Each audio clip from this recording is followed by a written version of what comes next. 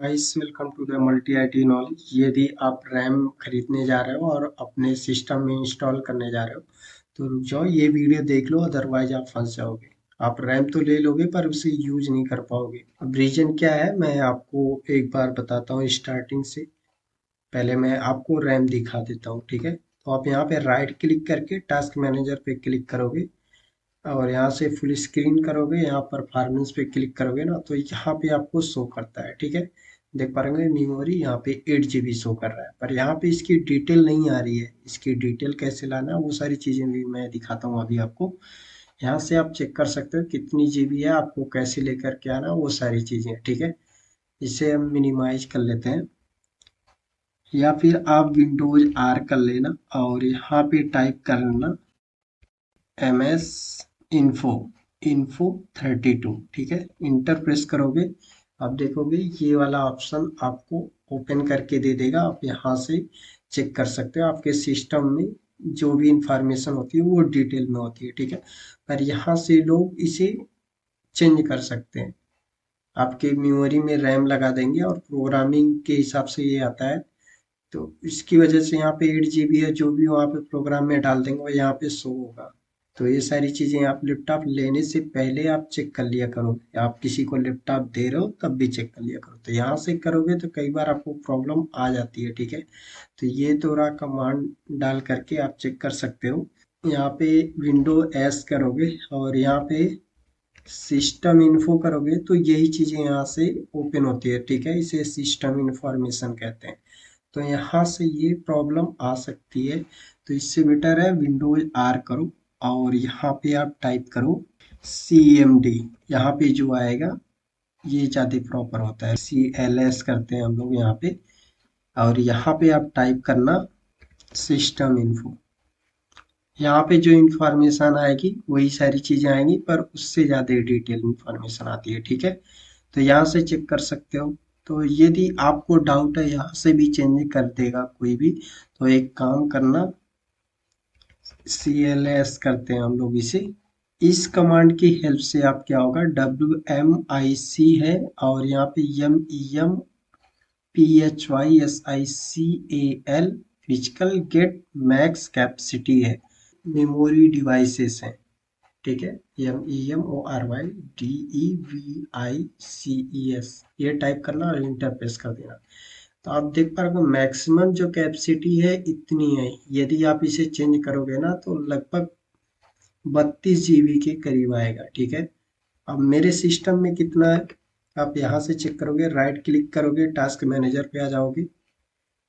यहाँ पे परफॉर्मेंस पे हम क्लिक करके आपको दिखाते हैं। मेमोरी पे क्लिक करेंगे, अब देख पर अगर 8 GB है और यहाँ पे 8 GB है। यदि आप एक और रैम यूज करते हो, यहाँ पे 2 स्लॉट है, आप देख पा रहे एक यूज है, आपको पता होगा। उसकी भी डिटेल मैं दिखा देता हूँ अभी आपको। पर अभी आप ऐसे समझ लो, यहाँ पे 8 GB का है। यदि आप चाहें तो दो दो 16 16 GB का यूज कर लोगे तो 32 GB आप यूज कर सकते हो। यहाँ पे कैपेसिटी इसकी है, ठीक है, मैक्सिमम कैपेसिटी। या फिर 8 GB यदि लगा हुआ है तो एक 16 GB की आप यूज कर लोगे तो 16 8 24 हो जाएगा, ठीक है। 24 GB आप यूज कर पाओगे। या फिर रिमूव कर दो और दो 16 16 GB का कर लो तो भी इतनी कैपेसिटी है तो ये यूज कर लेगा। मैं तो कहता हूँ एक 16 GB यूज कर लो और एक 8 GB है, ये 24 GB इनफ होगा। मुझे नहीं लगता इससे ज्यादा आप यूज कर रहोगे। तो ये रही ये इंफॉर्मेशन। अब रैम खरीदने से पहले आपको एक और चीज देखना है कि आपकी जो लैपटॉप है वो मैक्सिमम कितनी स्पीड तक, रैम की जो कैपेसिटी है स्पीड की, वो कितना मैक्सिमम सपोर्टेड है। 2400 मेगा, 2600 या 3200, ठीक है। इसको चेक करना बहुत ही इंपॉर्टेंट है। मैक्सिमम लोग ये चीज चेक नहीं करते, फिर बाद में फंस जाते हैं। तो इसके लिए ये सारी चीजें चेक करना बहुत ही इंपॉर्टेंट है। यदि आप ये कमांड टाइप करते हो, कमांड टाइप करके यदि चेक करोगे तो ये दिखाएगा कि आपकी टोटल मेमोरी इतनी है, ठीक है। यदि आप ये कमांड टाइप करते हो तो आप देख पा रहे होगे गेट कैपेसिटी और कामा दे करके स्पीड चेक कर लेते हैं, मेमोरी टाइप कर लेते हैं और फ्रॉम फैक्टर चेक कर लेते हैं, ठीक है। तो यहाँ पे स्पीड कितनी है, 3200, ठीक है। फ्रॉम फैक्टर कितना, ये है। कैपेसिटी इसकी कितनी है, ये है, ठीक है, रैम की। यदि आप इस रैम की फुल इंफॉर्मेशन जानना चाहते हो तो आप ये कमांड टाइप कर लेना, WMIC मेमोरी चिप लिस्ट कर देना, कि इसकी लिस्ट दिखा दो फुल यानी डिटेल में, ठीक है। तो आप देख पा रहे हो यहाँ पे ब्लैंक है, जो आप में मेमोरी है उसकी है, ठीक है। कैपेसिटी ये है आपके रैम की, मेमोरी की, मेमोरी यानी रैम की बात कर रहा हूँ, ठीक है, कंफ्यूज मत हो जाना। और एक स्लॉट लेफ्ट है, फॉर्म फैक्टर हमने पहले ही देख ही लिया है।